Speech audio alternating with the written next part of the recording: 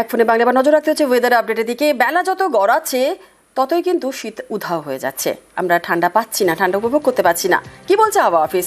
Update নেব, বিশ্বজিৎ শাহ আমাদের সঙ্গে রয়েছে। বিশ্বজিৎ, বেলা বাড়ার সঙ্গে সঙ্গে শীত উধাও, তাহলে কি শীত বিদায় নিচ্ছে? একদমই বিদায় পর্ব বলা চলে, অর্থাৎ বিদায় পর্ব শুরু হয়েছে। কারণ দিনের বেলা কার্যত শীত উধাও, সকাল এবং সন্ধে হালকা শীতের আমেজ।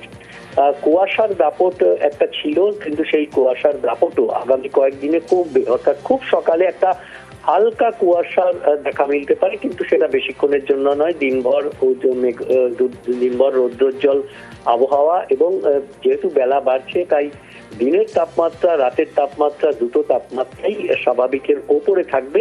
এবং সকাল সন্ধ্যে হালকা শীতের আমেজ থাকলেও বেলা বাড়ার সঙ্গে সঙ্গে শীতবস্ত্র গা থেকে খুলে ফেলতে হবে, অর্থাৎ শীতের আমেজ কমে যাবে দিনের বেলাতে। এইরকমই পরিস্থিতি থাকবে। তাপমাত্রার বড়সড় একেবারে শীতের আমেজ ধীরে ধীরে কমতে থাকছে একেবারেই, কিন্তু উত্তরবঙ্গে কিন্তু আবার তুষারপাত বৃষ্টির সম্ভাবনা রয়েছে। কি বলছে আবহাওয়া অফিস? আপডেট নেব, পার্থ রয়েছে আমাদের সঙ্গে। পার্থ, উত্তরবঙ্গে তুষারপাত বৃষ্টির সম্ভাবনা? দেখো, বিশেষ করে পাহাড়ি এলাকা, দার্জিলিং পার্বত্য এলাকা অর্থাৎ সান্দাকফু ফালুটের মতো জায়গায় কিন্তু তুষারপাতের সম্ভাবনা রয়েছে। এবং সকাল থেকে আকাশ মোটের উপর পরিষ্কার হচ্ছে গোটা উত্তরবঙ্গে। পাহাড়ে হালকা ঠান্ডা রয়েছে এবং সমতল জেলার গুরুত্বপূর্ণ পর্বত কিন্তু খানিকটা হেরফের হয়েছে। তবে দার্জিলিং উঁচু পার্বত্য এলাকার সান্দাকফু ফালুটে তুষারপাতের সম্ভাবনা রয়েছে এবং সেদিকে তাকিয়ে কিন্তু পর্যটকরা ভিড় জমাচ্ছে সান্দাকফুর দিকে। বেশ, ধন্যবাদ।